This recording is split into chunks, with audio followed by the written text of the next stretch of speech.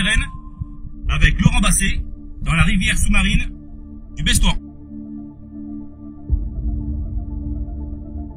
Situé sur la commune de Cassis, juste à la sortie de son port, ce véritable fleuve sous-marin se déverse en mer sous la forme d'un delta complexe se diffusant à travers la roche calcaire.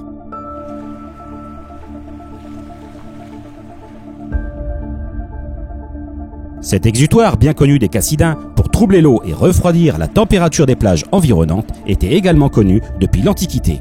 Mais il ne fut précisément localisé qu'en 1945 par un scaphandrier marseillais occupé alors à renflouer le Sampiro Corso et à découper les restes du président Del Piaz, ces deux navires qui furent coulés à la sortie du port de Cassis durant la guerre.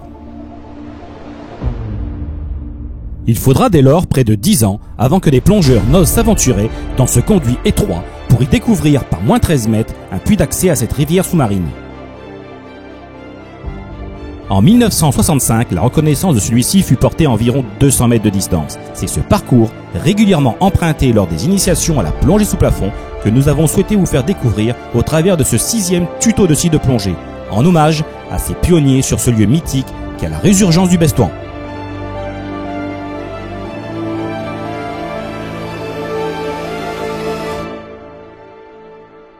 Les années qui suivirent furent des successions de records, poussant toujours plus loin les découvertes en ces lieux par des grands noms de la spéléoplongée. Mais ce seront finalement deux étroites trémies, impossibles à désobstruer sans moyens mécaniques et interdisant ainsi le passage aux plongeurs à près de 3000 mètres de distance depuis l'accès par la mer, dans les deux bras parallèles qui mirent fin à l'aventure pour nos explorateurs.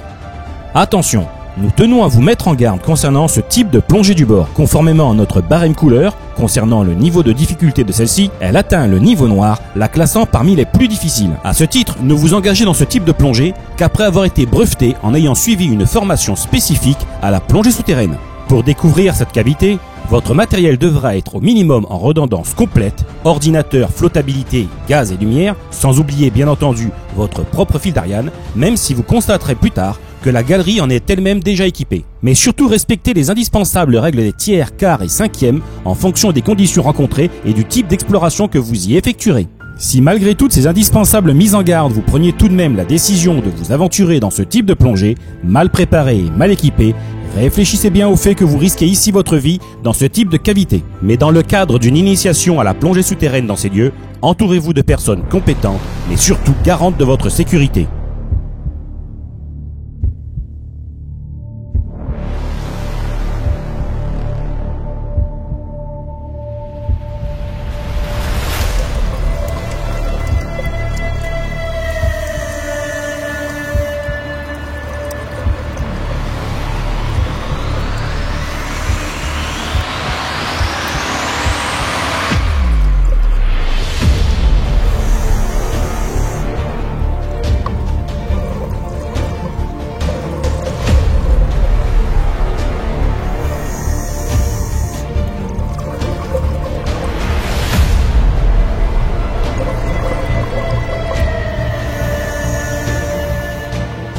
Lors de votre progression dans le conduit, aidez-vous de la corde présente sur votre gauche. Cette section de la plongée présente toujours un très fort courant, dû principalement au rétrécissement de la rivière que nous allons bientôt explorer.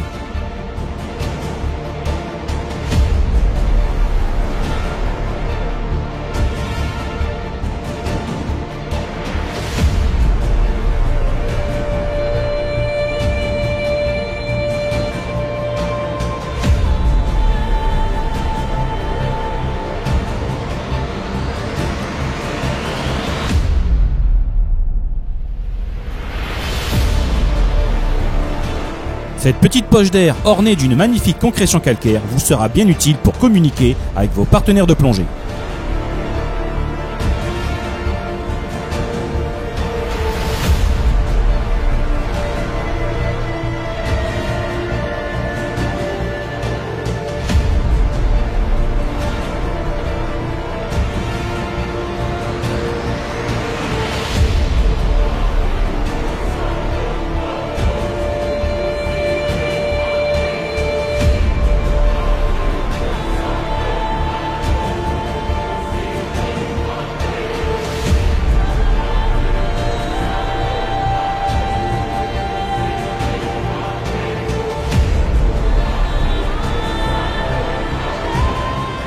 Devant ce lieu de recueillement destiné à vous rappeler les dangers de la plongée souterraine, jetez un petit coup d'œil sur votre gauche, au pied du puits. Vous pourrez y observer uniquement à cet endroit de la galerie un phénomène étrange dansant dans le courant.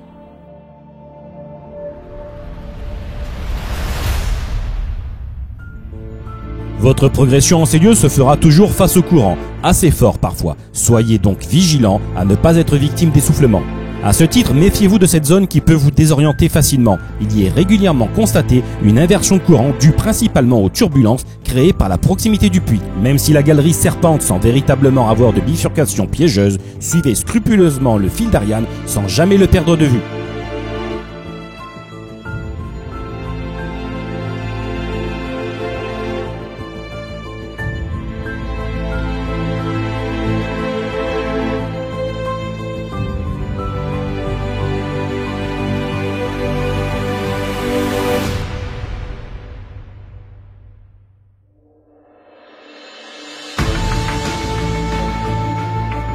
Tout au long de ce parcours, celui-ci sera jalonné par différents points remarquables, sculptures minérales étranges et fantaisistes créées par Dame Nature.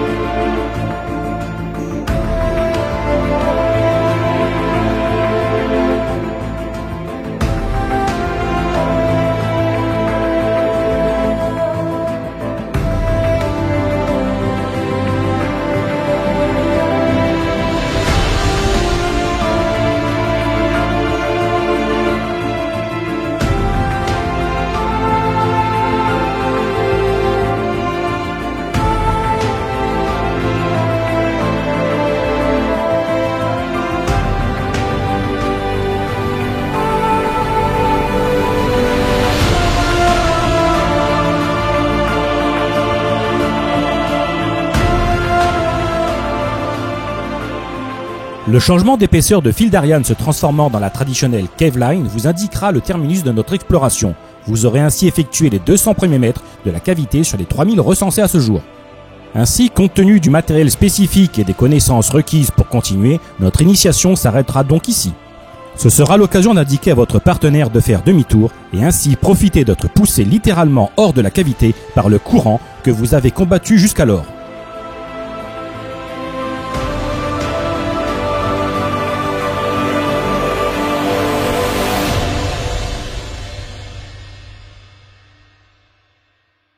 Vous constaterez pour votre retour que la clarté de l'eau s'est fortement dégradée. Même en ayant pris soin de bien maîtriser votre flottabilité, vos expirations de bulles d'air ont décroché de nombreuses particules fixées au plafond du conduit. Ainsi, le retour au bestouin se fait généralement avec une visibilité fortement dégradée. C'est l'occasion de ne surtout pas lâcher votre fil d'Ariane, car ici, la touille se lève très rapidement, pouvant jusqu'à vous plonger dans une obscurité très importante.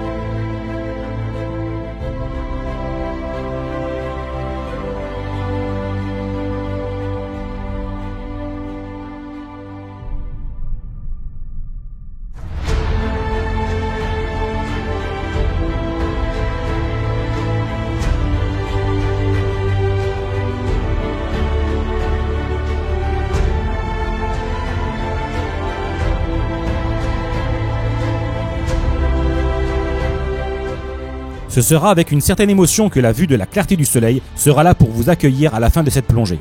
Il ne vous restera plus qu'à vous rapprocher de structures adaptées pour découvrir vous aussi la magie de ce lieu Bonne plongée à vous.